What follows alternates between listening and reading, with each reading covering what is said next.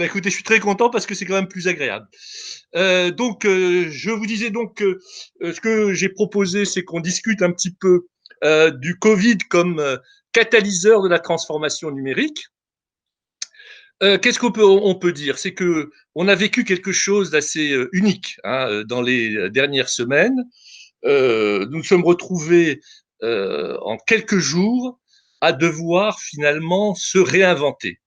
J'en prends pour exemple ma société Open, hein, qui est quand même une société de 3600 personnes, qui en quelques jours s'est retrouvée totalement en télétravail. C'est quelque chose d'un peu surprenant.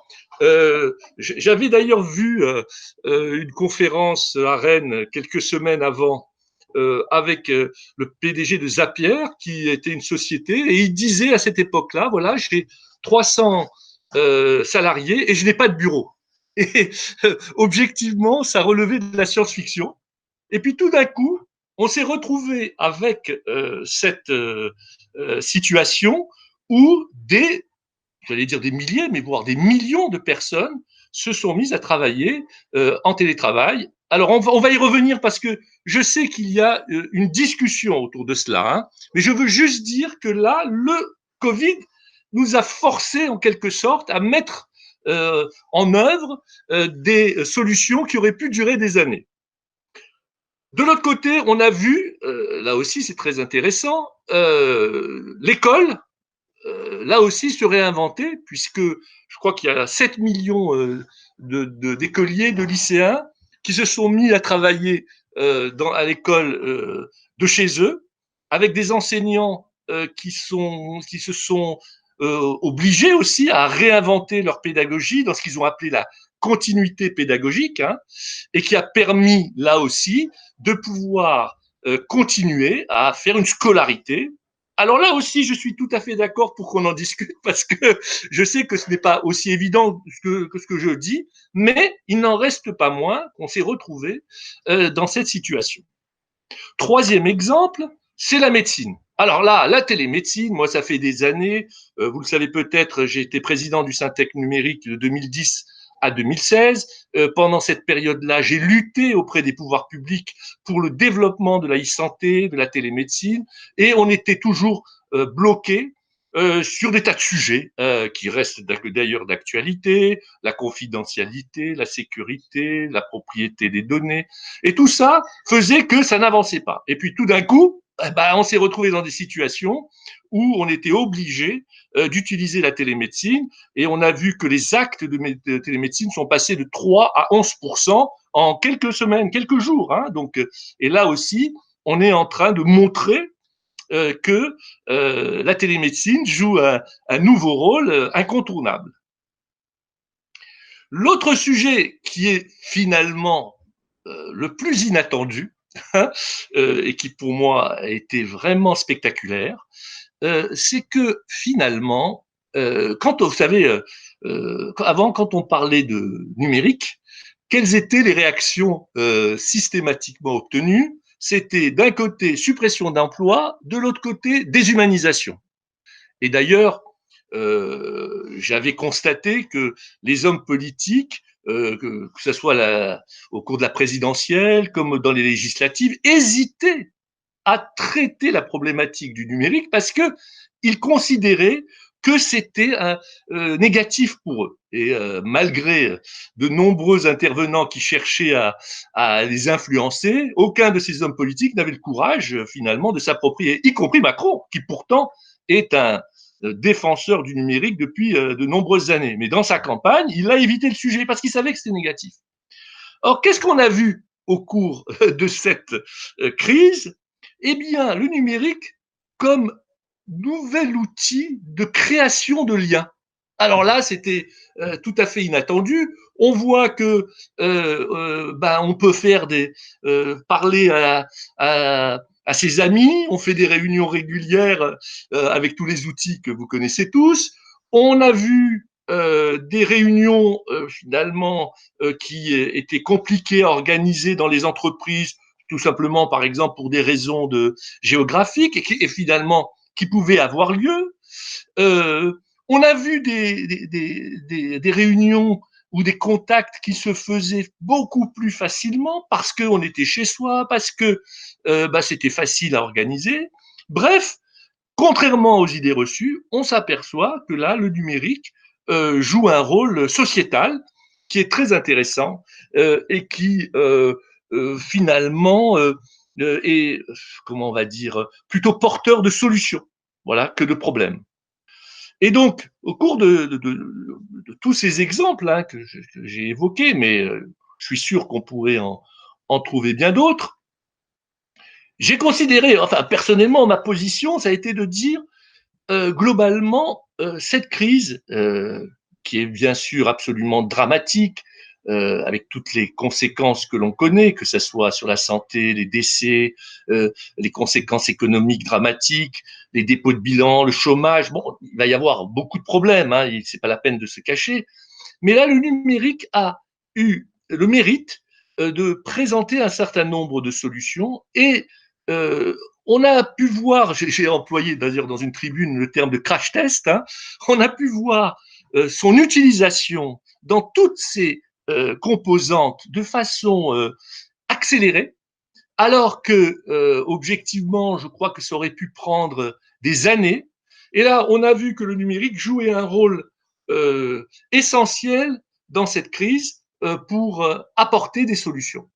Et c'est pour ça que j'ai appelé ça catalyseur de la transformation numérique, parce que objectivement, au cours de cette crise, on a pu voir émerger des tas de solutions.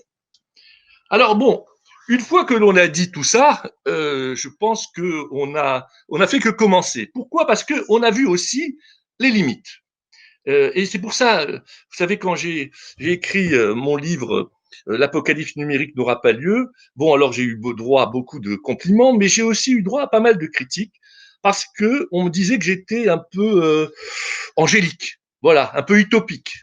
Or, bon, avec ce qu'on vient de voir, finalement, il n'y avait pas tellement d'utopie et ça s'est passé beaucoup plus vite que prévu. Mais je veux toujours rester dans la réalité. Un des premiers sujets dont il faut tenir compte, c'est que les inégalités ne se sont pas résorbées pour autant. C'est-à-dire que là, par exemple, la problématique de la couverture géographique et la couverture numérique est devenue absolument cruciale. Comment est-ce que c'est possible que je sois un élève de Normandie et que je ne puisse pas me connecter parce que je n'ai pas Internet? Voilà. Et donc ça a mis en exergue ces problématiques qui ne sont pas nouvelles. D'ailleurs, on l'a vu par exemple sur l'affaire des Gilets jaunes, dans leur critique. Bon, je parle des Gilets jaunes qui critiquaient de façon légitime, hein, je ne parle pas de tout ce qui est arrivé autour, hein, mais globalement, tout ce qui concernait la désertification, tout ce qui concernait les problématiques de l'administration qui était absente, eh bien, pouvait être résolu par un numérique très présent et qui aurait donné l'accès à tout le monde. Et là, au cours de cette crise, malheureusement, nous avons vu que ces inégalités s'accentuaient. La deuxième inégalité, et que franchement, évidemment, je suis comme certainement beaucoup d'entre vous les premiers à le regretter, c'est la problématique d'acculturation, d'éducation. C'est-à-dire que tous ceux qui n'étaient pas préparés à l'utilisation du numérique, eh bien, se sont retrouvés exclus. Et là, je crois que là, ça aussi, même si c'est d'un côté négatif, il faut quand même le reconnaître, la crise a mis en évidence qu'il y a une nécessité absolue d'acculturation, d'éducation, de formation, puisque le numérique vient comme une solution à condition que nous ayons eh bien, une utilisation, j'allais dire, responsable et une utilisation possible par tout le monde. Donc, euh, pour synthétiser tout ça, mon opinion est que, et même si j'ai vraiment œuvré, j'ai fait le maximum, et pas tout seul d'ailleurs, hein, pour que nous nous préparions le plus vite possible à cette révolution qu'est la transformation numérique, des entreprises et de la société, eh bien, cette crise a montré, premièrement, cette nécessité impérative et, deuxièmement, le fait que nous ne soyons pas vraiment préparés. Et je crois que là, il est maintenant, et ce sera ma conclusion, hein, il est maintenant temps que nos pouvoirs publics, notre société, comprennent qu'il faut absolument maintenant s'engager dans un plan massif d'acculturation, d'éducation, de formation, de façon à ce que, eh bien, il y ait globalement une utilisation qui soit du progrès et non pas une utilisation qui nous crée de nouvelles inégalités qui seraient plutôt regrettables. Et c'est vraiment comment dire, ce à quoi je crois profondément, c'est que le numérique est une opportunité de création d'un nouveau monde. Donc d'un nouveau monde qui soit plus humain, qui soit plus mixte. On pourra en revenir aussi sur cette inégalité sur la mixité, hein, qui soit plus serein, qui soit positif, à condition que nous nous soyons préparés. Et j'avais pris dans mon livre cette image du tsunami. Hein, c'est comme si vous avez donc un tsunami qui arrive et vous avez deux réactions possibles. La première, c'est de vous mettre devant et de dire ben non, il faut absolument résister.